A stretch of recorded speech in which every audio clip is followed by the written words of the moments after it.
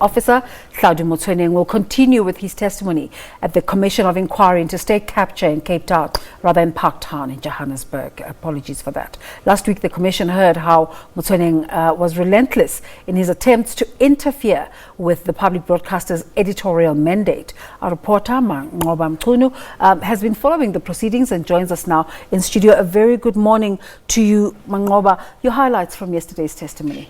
Well, of course, the issue and the big issue that was one of the highlights in yesterday's testimony was the issue of qualifications and whether or not Hlaudi Motsoeneng had lied about having a matric certificate. Of course, you'll recall that this is a matter that came up also in the Public Protector's report in 2014 when government and ethics failed, which found that Hlaudi Motsoeneng had lied about having a matric and ultimately found that his appointment as COO was improper. So he maintains the fact that he's being vilified by the media and especially the Public Protector, who he says is sort of trying by all means to tarnish his name. He says from the onset when he arrived at the SABC, he had always declared that he does not have a matric certificate. And in fact, he says it was his talent that got him a job at the SABC rather than his qualifications. Let's take a listen to what he had to say about this. The only person who can say I lie is my employer. The person who went and headhunted me and the management of the CDFM. Those are the only people who can say I lied. Anyone who comes, I don't know, to be honest. And it is so painful, Chairperson, because media, people have been tarnishing my name about matric certificate. Worst part is Public Protector. I don't know what was happening in her mind, with due respect, Chairperson. Well, the evidence leader, of course, trying by all means to indicate to Mr. Motsoeneng that he actually did misrepresent the facts. That's correct. In fact, they took him to an application form that he filled back in 1995 when he was, absorbed as a permanent employee at the SABC, which did indicate that he had a standard 10. And of course, he says no. The clerk at the time, Mariswane Pule, had advised him to say that, to put the subjects that he had passed. But I think in a strange way, he says that he was also told that if he combined his, his symbols, he could get a matric pass. So it was a very strange sort of, analysis of that. But he insists that, they knew that he didn't have a matric certificate. He says, in fact, he was headhunted and he was simply talented. And that's the reason why he got this job. Let's take a listen.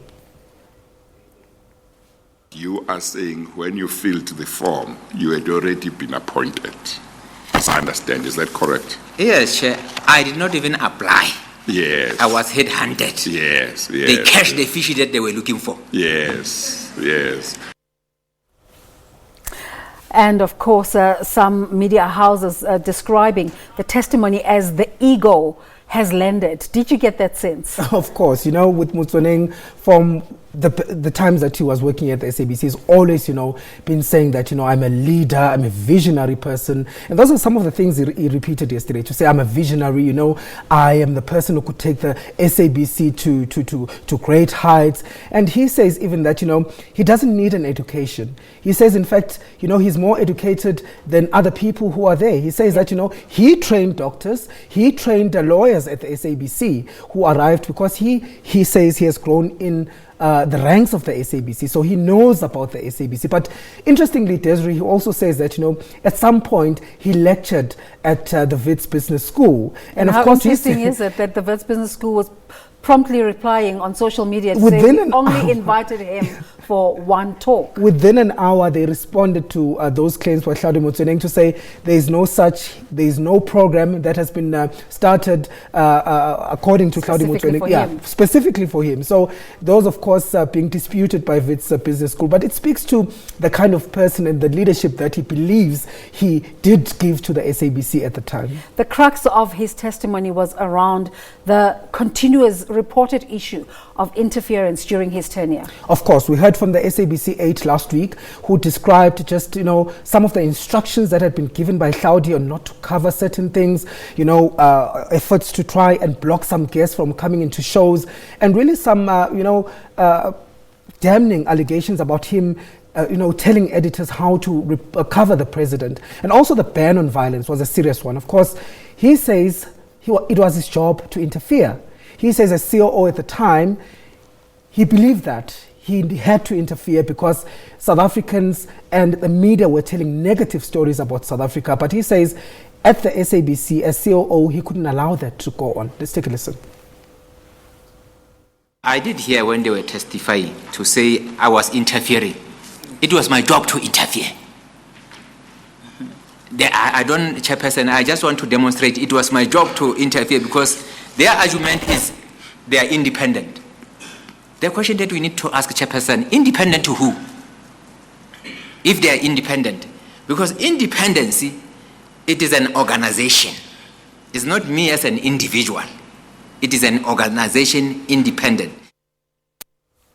Well, there were times when it seemed like he was just rambling on. Evidence leader, Advocate Thandi Norman, together with the Deputy Chief Justice, constantly trying to rein him in. And of course, they were in stitches at some times, because of some of the utterances that actually came out from Hlaudi Motsoeneng. I recall the issue when he spoke about the Gupta family and how he ate curry. And he says, yes, I did meet the Gupta family. There was nothing untoward about that. We had a partnership with the Gupta family and we worked together in TNA. So we're just simply complying to the Memorandum of Understanding. And that's why we went and met the Guptas. And of course, he says, the reason why I took Lula Manqoba, the former CEO, you recall that she claimed that Hlaudi is the one that took it, is because we're simply complying to this MOU. But he says, in fact, I enjoyed their curry very much. Let's take a listen.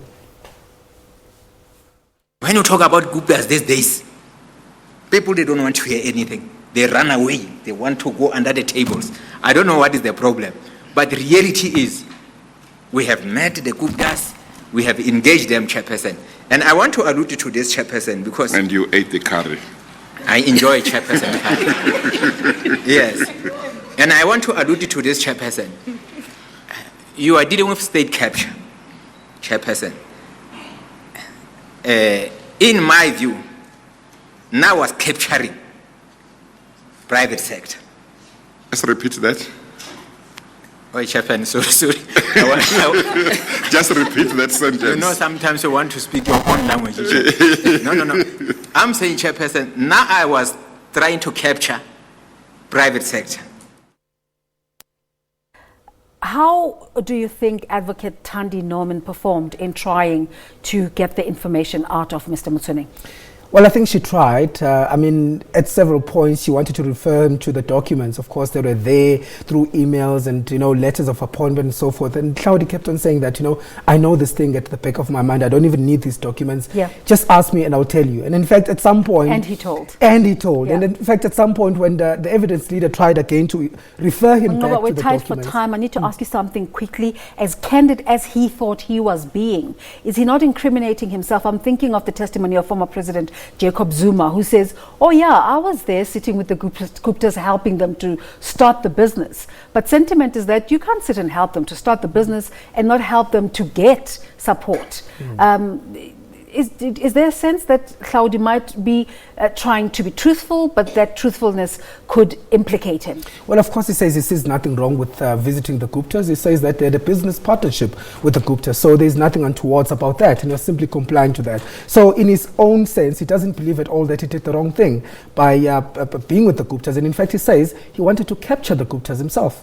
Thank you so much for that update, Manqoba Mchunu.